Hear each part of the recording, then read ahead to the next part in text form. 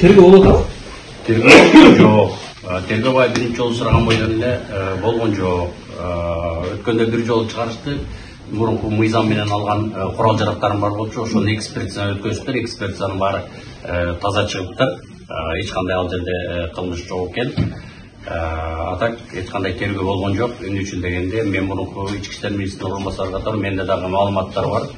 Булар эчтеке таба албай, айналары кетип, кээ бирөөнү мурунку жөнө жала жабыккан иштерди чыгарып атыптыр. Ошондой тергөө болгон жок. Эми тергөө эмнени сурайт? Мына мен кыргыз элин да бир жолу ачык айтып коеюн. Бир дагы жолу биз жанакы кафеде жанакы тегерек стол жолукканыбызда бир дагы мыйзамсыз сөздөр болгон эмес. Жана көрсөткөнүн баары фальсификация, монтаждалган. Ошонун баары мен ачык белгилеп коеюн. Бул биринчиден. Экинчиден, эч кандай кылмыш кылган эмеспиз. Үчүнчүдөн, мен жанакы БДКнын мүчөсү эмесмин. Жана Бириккен демократиялык кыймылдын мүчөсү эмесмин. Ошо тегерек столго журналисттердин тегерек столго чакырган боюнча эле биринчи жолу баргам. Ошо биринчи жолу барсам эле алып келип мына мыйзамсыз камап койду.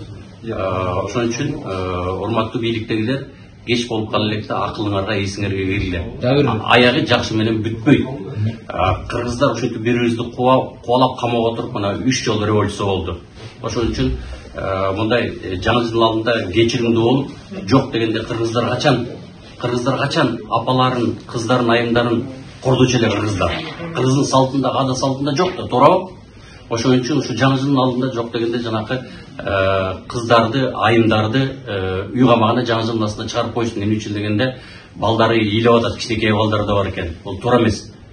Биз жигиттер, мен, например, мен чыдаймын. Мен түрмөдөн коркпоймун. Мен саясатчымын. Мени саясатчы катары эле камап атат. Мен эч кандай кылмыш кылган эмесмин. Бүгүн кандай чечим чыкты деп ойлойсуз? Эми ал түшүнүктүү да. Кандай үмүтү жок шайтан дейт, эми бирок түшүнүктүү да. Тиги мен эмес, тиги кыздарды, айымдарды, апаларды уже 70ке чыккан, тиги тайыне чоң апа болгондорду камап аткандай кийин анан мындай бир эме күтүп кереги жок. Бирок мен ууру кылып отурган жокмун. Мен коррупция кылып акча жеп алып отурган жокмун. Мен кемпир абатты колдоп, кыргыз элин колдоп, ушу кыргыздын суусу жери калсын деп туруп, ошон үчүн жана тегерек столго барган үчүн мыйзамсыз камалып отурам.